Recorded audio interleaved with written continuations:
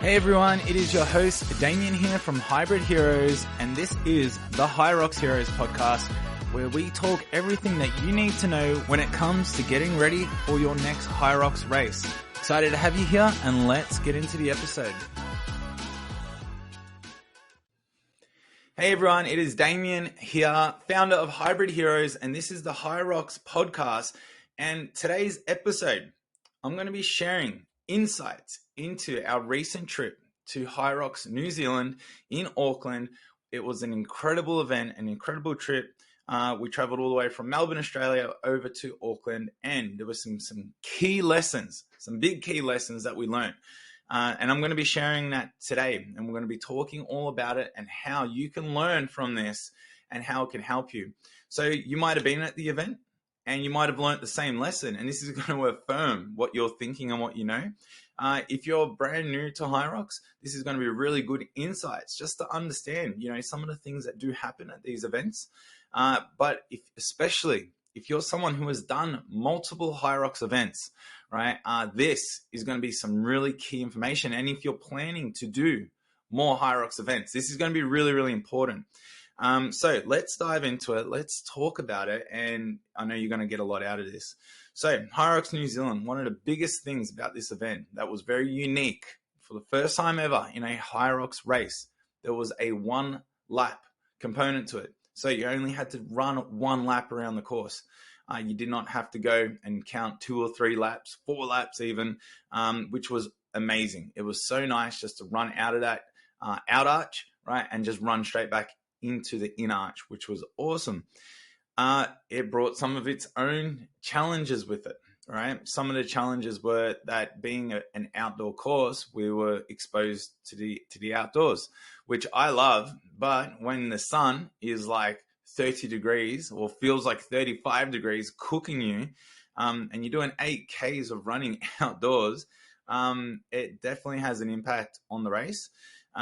Obviously as well, like some people were going first thing in the morning, some people were going later in the evening. So the weather and the day was changing the experience for different people, different categories. So this was a new element because normally HYROX is indoors. It's controlled. It's a controlled environment. This brought, like what I love this. It brought the weather into it. It brought external factors. And this is, again, something to learn right away, because do I think HYROX is going to do more 1 laps, more outdoor things? Why not? It could. So some of the lessons, and this is what I'm going to cover, and this is the theme here, is we have to start to think about this. We have to think about outdoor laps. We have to think about things that aren't always in our control, because what we see with a lot of athletes and HYROX, man, it is like data central. Like you can look at your splits. There's so many like apps and websites that do all that too. And a lot of people get caught up on the data. But what we got to factor in is now we got to factor in external factors that could make that data not so accurate, right? And we have to now just, take into account certain things. So even for myself as a coach, what we do at Hybrid Heroes with a lot of our athletes is in training and in controlled environments, we must be, accurate to the data. We must be measurable and repeatable and all of those things, right? But sport, and HYROX is a sport, we can't then expect to go out there and be exactly like we perform in training, or like we can perform in training, but the result might be different, but not due to ourselves, due to the environment, due to running in the heat, due to running in a course. Like we had, I'll explain this more, like there was incline, there was decline, there's all of these things. So really what we're going to talk about, and we're going to dive in a little bit more now, is really understanding that this sport is evolving. And if you are doing multiple HYROXs, you should know by now that not every course is the same. And this just brought it to a whole different level. So if you are coming in for the first time as a HYROXer, you're like, well, you know what? The first time I do it, that might just be your first exposure. And that's just important to know, because the first time is a learning curve. First time you're now getting a baseline. You're getting your result. But it's going to really, this understanding is really going to help you understand that as you continue to do more and you're chasing PBs and you're chasing faster times, that we have to take this into account. Alrighty. So definitely what was awesome, like I mentioned, running outdoors, like there was a vibe. There was such a vibe at this event when you're running outdoors and the Red Bull DJ was going off and there was so many people out and about and you could actually hear people like so much better. Like running indoors, there's so much noise. You sort of don't really hear anyone apart from your friend or your mum who's screaming at the top of her lungs out to you as you go by. So it was really cool to hear people like shout your name, cheer you on, and hearing everyone. It was really, really awesome. Running the one lap, I found was just so nice. You didn't have to count the laps, which was incredible. But it was like you just set off for your run. You know, you didn't have to run around the same loop multiple times, which isn't the worst thing, but it was nice to just sort of go with the scenery. Definitely made the experience of running feel a lot nicer, which was really good. But some of the things that did come with it, like we were talking external factors, like the Auckland, so running outside, as soon as you left the in arch, there was a bit of an incline. Now, it wasn't much of an incline. Looking at it was like, this isn't a problem. But for me, especially after like the sled push and the pull, which really gassed me out as well. And this is another thing we're going to talk about. That incline, I had to walk it after, I think it was the sled pull. I was so gassed because it was right there as soon as you got out of that out arch. So it was like things like that where, you know, you have to really take into account the outside course, and again, understanding how this is going to affect your runs and your pacing and all of those things. HYROX New Zealand. Now, this is another thing. It's not just about the one lap outdoor. That was one great component.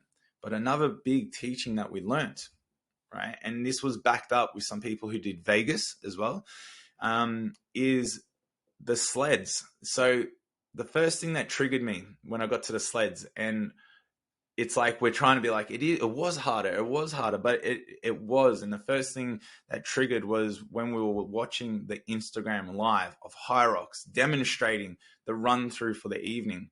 The two guys who went to demonstrate the sled push, and the sled was only loaded up with the open weights. So it wasn't even at the pro weights.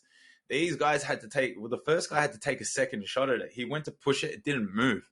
Then he had to like recalibrate, and then he really struggled. Like he struggled. Like if you're on here, you can confirm with me. He struggled, and then they kept swapping because they just couldn't. The sled was so hard to push. Now, what factored this? I don't know. It was worn out sled, worn out carpet, the surface underneath created resistance, humidity. Who knows? But that sled wasn't moving. When I got into the race, like we saw athletes, struggle with it. I was in the pro category, and like my pull time, my sled pull time went from like my last time was like a 4 minute something, like a low 4 minutes, 4:08, I think it was. And I was like 6 minutes 10 or 6 minutes 18 or something. It was substantially slower. And I know I'm fitter and stronger, right? But you know, the course, right, and the sled, right, had different speeds to it compared to like Melbourne, that had a super fast course. Melbourne it's mid last year. It was all brand new equipment. Those sleds were gliding, right? So again, this is a big key teaching, and why I'm really explaining this. It's not because that's a problem, because what we learn is on the day you're racing the day. If the sleds were hard to push, but that's the race. They're the conditions. We're out there to do our best with what we have. But I also had to recognize really, really quickly, watching people beforehand, watching the live, that the sleds were slow, right? So so even my overall time was not my best time. And this is, again, something we have to understand, is that I see people, and I've seen people at this event, they got really disheartened with their times. I know some friends that still made an improvement, but very marginally. I think it was like, let's call it 20 seconds. It wasn't anything significant, still an improvement, but on a course that had incline, that had heat, that had sleds that felt stuck to the ground, right? That was such a huge improvement, right? So this is what we really have to understand with HYROX. It's a sport, right? It is a sport. Actually, a good example of this too, right? Understanding that conditions and results, because if you're someone that's hard on yourself, maybe you didn't PB, maybe you got a slower time, but maybe it's not all you. And that's really the message that we're trying to say here. But this is something I noticed when we start looking at running, right? If you look into the world of running, if you look at track athletes, all right, so they could run 400 meters, 100-meter sprint, whatever distance it is on the track, right? Now, it's an outdoor sport, right? For most of them, they're running on big outdoor tracks. Now, in the running times, right, if you look at the data, the official data, it will have their time, right? But it will also have the wind speed, right? The wind speed is recorded as an element, right? And why do they put the wind speed there? Because of the external factors that go into that course, right? So if someone's running with let's call it a 10 mile per hour tailwind, and they set a really fast 100-meter run time, well, they've got tailwind behind them. So they understand that the wind has to do with the result. So that time kind of then would be taken into account. Yeah, but that had tailwind, and they understand it's not a true result compared to if the wind was at zero, right? Or if you had a headwind, right? Imagine you set like a record and you had a headwind. See, these things matter. So with HYROX, as athletes, as people who are going to do multiple HYROXs, you got to take this into account, or else you could be setting yourself up to be hard on yourself and to disappoint yourself when really you're actually doing better. But the racing, the courses are not always equal, and they don't need to be. They definitely get it within margin. They're doing their best. It's not like they're doing anything that is really going to make the course so significantly different.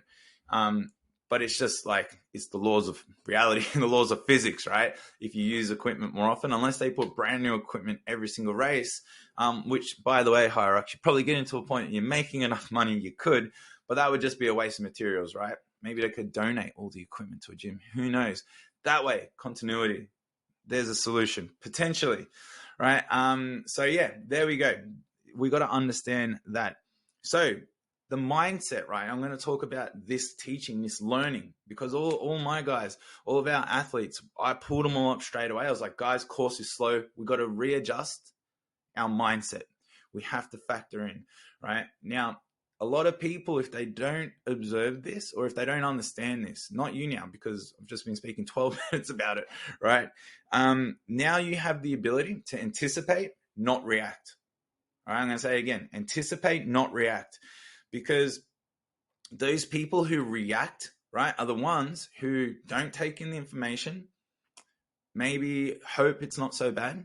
Then they get to the push or the sled pull or the track outdoors, and then they freak out, right? And they react to the situation. Reacting to the situation then puts you in a negative mindset. It makes you then feel like it doesn't allow you to perform at your best, because now you're thinking about the problem rather than just getting on and doing your absolute best, right? So this is a really important mindset to have about anything in life. And if you're listening to this podcast and taking this in, you have that mindset where you want to learn and you want to gather information so you can then learn how to apply it and anticipate things.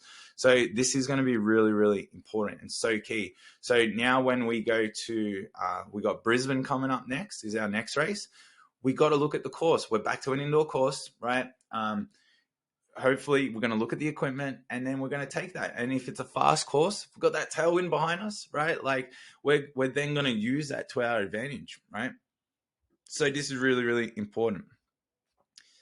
I did a post on social media this week as well. It was sort of based all around these teachings, and I'm going to share it again because I think this really matters big time. And the post was, and I got quite a few messages, and a lot of people resonated with it, and so we should. It's like not every single race needs to be a PB, a personal best, right? And because number one, like we spoke about, sometimes you're just fighting a hard battle, right, with a hard course, right? But also as a HYROX athlete, someone in this space, right? And when I say athlete, I'm talking about you. I'm talking about the everyday athlete. You are an athlete. You have a body. You're going out there and you're doing sport, right? You are an athlete. Are you a professional athlete? Maybe not, right? Unless you're getting paid, then you can claim that.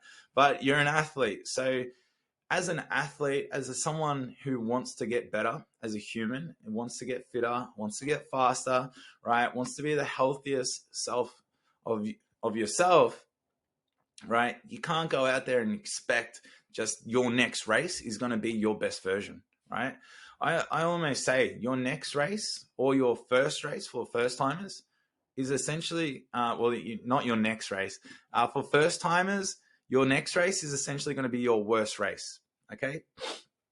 Because you're only going to get so much better from it, right? If you choose to continue, right? For people who have done HYROX, it might not be your worst race, but you're only going to get better from your next race. So where you are 2 more races down the track, where you are 12 more months down the track, again, if you continue to work on yourself, it's going to be so much better than where you are. So sometimes I really encourage everyone to have long-term thinking applied to your journey, to your HYROX.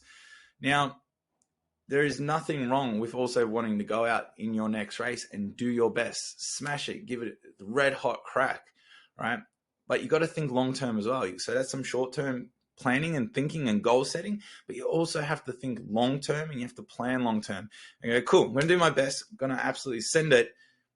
But this is part of a much bigger goal, right? Now, for that person as well who doesn't want to send it, because sometimes we just don't want to kill ourselves, but we want to do HYROX. We want to have fun. We still want to do good. We want to sweat. We want to be with our friends. We want to train towards a goal. We want to have purpose, right? HYROX can be so many different things, but you're not the best you can be. Maybe you've been X amount of fit and you're not there, but it takes time. So you really got to bring that back to your next HYROX. What might your next HYROX be? It might be, I just want to complete it and just get back up and running, right? And then end of year. So we're sitting in March right now. No, February, so much soon. We're in Feb. December HYROX in Melbourne for us here in Australia is in December, right? So many people are like set on that one being their pinnacle, that being their big race where they're going to like absolutely achieve their best goal. So the awesome thing is, cool, we got Brisbane next, Sydney for our agenda in AUNZ. We'll be back. There's Perth. There's a few races. So awesome. You got chances now to get exposure to the race, to go have fun, to go be with your friends, to go learn, to go, improve on your running, improve on the techniques. So see how you don't need to come into every race thinking that it needs to be a PB, or if you don't PB, you're not making progress, because you're working towards that longer term goal in Melbourne. And that's where, you're going to really then put, that's where all of this training and these races will help you there. So I want you to think of that, because maybe you are someone that wants to grow in this sport and you want to advance and you want to get better. But just like every athlete, we go out there with an intention and we do our best with that intention. But that intention might not necessarily mean a PB as in the overall time. Another example, again, I bring it back to my story. I did HYROX Men's Pro in 2023. It was my first one in Melbourne. And I just did it. Like, first one, exposure experience, awesome. And I did 1 hour 16 then, which I was very proud of and still am very proud of. And all last year, I did HYROX doubles with Gabrielle. So me and her, we did 3 HYROX doubles together, mixed doubles, and we got it all the way down to 1 hour 35. So a substantially quick time, right? So I'm not going backwards as an athlete. Let's put it that way. My run's improved. I've been training all year, everything. Going back into HYROX Men's Pro solo in Auckland, New Zealand, I did a 1 hour 19, like 1 hour 19. But I was so happy with that. I was so happy. Everyone said to me, are you happy with your time? And I was like, I was stoked with my time. I actually came 10th in my age category, right? Which was good. But I'm like, I'm back in the game, right? Like back in the solo game. I'm back to where I'm at. The course was super tough, right? And my journey isn't to win or PB this race. I want to now, as a solo athlete, get really good for December at the end of the year. That's going to be where I want to really, be my best, like go sub 110, 105. Who knows? I'm working towards those lower numbers. So it was awesome. And I got the lessons. I got some lessons from the race, more exposure to solos. I realized that, my body comp needed to trim down a little bit. There was things that I took away that I've been working on now. And this is part of how you get there, right? So again, everyone doesn't see the end result. People just, people don't recognize all the work and the failure that you go through along the way. I call it failure. again, it's like the lessons, right? It's like if you see someone get the podium or number one, or they win it, they don't see this. They don't see the race that they went out and didn't PB, but we made marginal improvements. It's all those little 1%ers, all those marginal improvements, all those lessons that then all come together. And that is why someone will PB. That is why someone will set a record. That is why someone will get on the podium, right? So you have to go through the same journey. So I really want to finish this off with something like really, really useful as well. Hopefully all this information is useful. But okay, so long-term goals. Well, we want to be long-term thinkers. You're going to achieve so much more. And HYROX is such a hype sport, right? We can get caught up into the race and wanting to PB, and that should still be a great goal, right? But it's not the only goal. So I want to talk through some goals to get you thinking, right? And to make you feel like I want to talk about it just to bring this language to you, the front of your mind again, because you might have been thinking a lot of it. And I want to reassure you that these are fantastic goals to have when training for HYROX, right? So number one is the time, obviously your result, right? A great goal, because the time, even though it's not everything, it's a huge marker. It's a great measuring tool to understand, am I getting fitter? Am I getting stronger? Am I improving my abilities? You know, your overall time is going to be an incredible marker there. All right. You might have a goal for the podium, right? Now, the podium goal, I don't think is always about, you know, getting on that podium and beating everyone else. I think it's about the person you need to become to get on the podium, right? If you have that competitive spirit in you, if you really want to be dedicated and disciplined and work hard, all the amazing skills and traits that you need as a human to go and achieve great success in a lot of things, chasing that podium, right, and really committing to it is going to be an amazing goal, and it's really going to help you find purpose and drive in your training. And that might be exactly the thing you need as well. So go for the podium, right? But some people are like, that is the last thing I want to do, right? And an important thing that you should be focusing on is your health. Right? Your health is such an important thing, and fitness and performance does not always equal health, right? If you're David Goggins and you're running, like if you just decide to be like a David Goggins this morning, go run 100 kilometers out of nowhere, that's not going to be good for your health, right? I guarantee you're probably going to end up in emergency. So don't do that, by the way. But health, overall health, like eating good food, getting more aerobically fit, increasing your VO2 max, lowering your resting heart rate, right? Like all of these things should be a goal and a priority. And by training for HYROX can definitely tick those boxes, right? And you're still going to push and you're still going to challenge yourself, but you just don't need to go, I need to push to those extremes, right? Or you know, my significance, my value is not based on whether I come first or if I come 20th. It doesn't matter, right? A big one, okay? Huge one. Now, I don't know why people don't talk about it enough, because we all do it. Everything we do is probably based on this, like reality, but we just don't say it. I'm going to say it. It's like aesthetics. You want to look good. You want to look good. I don't think anyone would be coming in the HYROX not to look better than what they currently do, right? That's a fact, right? So you got to look good, all right? HYROX, it's super appealing. You got to be an athlete. You got to run. You got to lift weights. You got to be hybrid. You got to be functional. That's a good looking physique, guy or girl. You're going to be in great shape. But aesthetics also comes with, then you have to then focus on your food. You have to focus on your sleep. You have to focus on your hormones. It's not just kill yourself in training and my body will look good. I guarantee from experience, you can't out-train a bad diet. Right. And to aesthetically look good, you then have to do all the things that make you aesthetically look good. You have to be lifting weights. You have to be doing some isolations. You have to be lowering your body fat percentage, right? But you can do all this with HYROX and hybrid training. So if that's a goal, that's a great goal. That's a great goal, right? Because you're working towards your best version of yourself by getting clear on it. And that's why I'm mentioning it, because some people want this, but they're doing it the wrong way. They're doing it by trying to chase a podium, right? Where deep down, your why, like, why are you doing this? Why are you doing this? Why are you doing this? Why are you doing this? Ask yourself why 5 times. And sometimes it's like, because I don't feel good about myself. And in school, I never got attention and I got bullied and I want to feel significant. I want attention, right? And I got deep real quick, didn't it? And I'm now going to chase that podium because that is then going to allow me to look like that person, and then people will like me, right?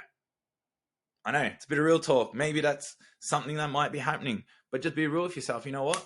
That is me. That was my situation, and I just want to look good, right? And I trust me along the way. When you start to look better, feel better, and that you'll realize that that's a you thing, and people probably love you the way you are anyway. But that might be just something you need to achieve, right? Just to then feel that way, look good, and if it helps you feel good about yourself, right?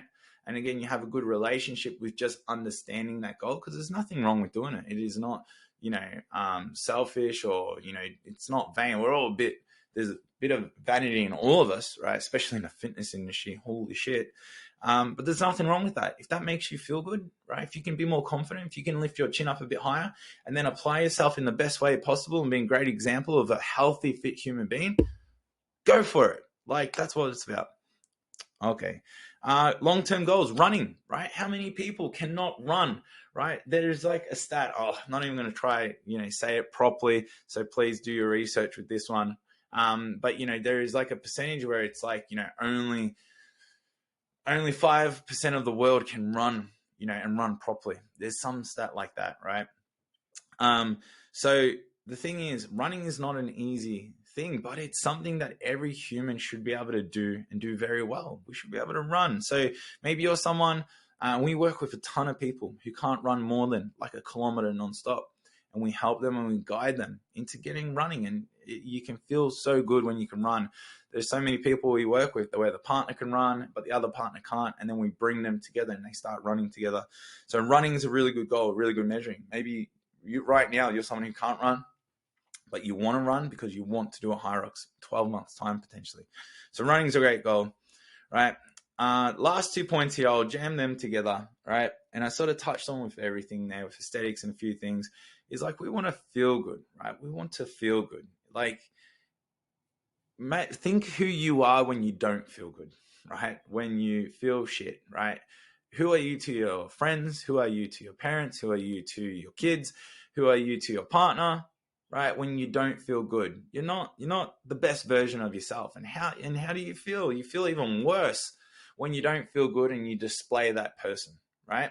But what makes us feel good, right? Like, if we've all had a good night's sleep, if we've all ate some good food, if we go for a run and we're on that runner's high, or we have a great workout, or we get around great communities, this feel good feeling, right? We don't always have to feel good 24/7. Absolutely not. But we don't always have to feel bad either. So feeling good should be a great goal. And, myself and the people that we train with, we have designed our lives, right, to allow us to feel good the majority of the time.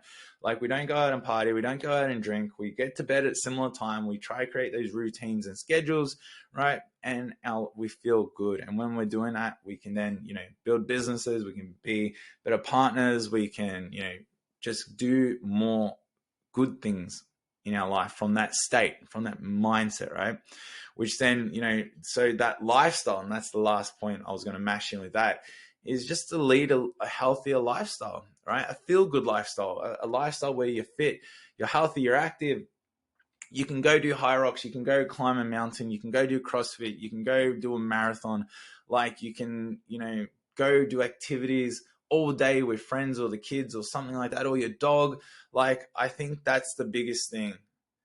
I reckon that the hybrid movement is really creating, is it's a lifestyle that a lot of us want to live. And we don't want to be segregated to just one thing. Like, HYROX is one thing, but I know the hybrid space, we want to run. We want to do marathons. We want to, like, I've got a friend, she wants to bring a ski erg onto a sand dune and do an event. Like, you know who you are if you listen, like, how they want to do fun things, but what's that lifestyle? Like HYROX New Zealand, we're so fortunate. We got an amazing crew with us, but the lifestyle, I got on a plane with like 4 of my friends. We traveled together, met our other friends who stayed at a big Airbnb. We went for runs together. We ate food together. We did HYROX together. Like, this is one event. But, today we're going to be training at 2:00. We train, we do the hard things. We meet up in the morning for runs. We meet other people in this space who are doing similar things. Like the lifestyle that comes with this ultimately is something that we really want to achieve. So again, going back to, are you chasing a podium, right? Are you chasing that PB? Are you so disappointed if you do not achieve it? But is that even your goal? Is that even your goal? Because it might be just you want to live this amazing lifestyle, and you got to understand that PBs and no PBs and injuries and setbacks and success, all is part of it. It's all part of it. You got to have all of it to be part of this lifestyle. So guys, some big teachings, some big lessons, maybe got you thinking a bit deeper as well. But yeah, it was really, really important lessons that we learned, and just continuing to evolve and grow in this space. And it's awesome now. Like, we have Hybrid Heroes. So if you're not part of our online group, we got over 1,200 people from around the world in our Hybrid Heroes school community. So it's an online group where we post like our podcasts, our webinars, tips. That we got movement tutorial videos. So, for the reasons why you're doing HYROX, we have all the how-tos in there, right? We can really help you with a lot of things for free. It's absolutely for free. Also, we have our Hybrid Heroes training app. Hybrid Heroes training app. We have our programs. We got movement demonstrations, tutorials. I go a little bit more in depth with some things because it's specific to the people who are doing our program and need the help when it comes to the movements and what I want you to do with those movements. So there's a lot of exclusive content in there as well. So we have lots of ways to help you if you are looking to level up, improve, continue growing the sport of HYROX. Right, come join us. Come join our amazing free group. Jump on our program. It's 7-day free trial. Cancel anytime. We only have solutions to help you evolve, get better, be your best. Right, and as always, you can reach out to me. You can reach out to me in the school group. You can reach out on socials. There's so many ways to get in touch with us as well. So please do not hesitate to do that. I always love to talk to you and help you. And until the next episode, guys, I'll wrap it up there. We'll see you on the next episode. And everyone, keep training hard. And see you at next HYROX very soon.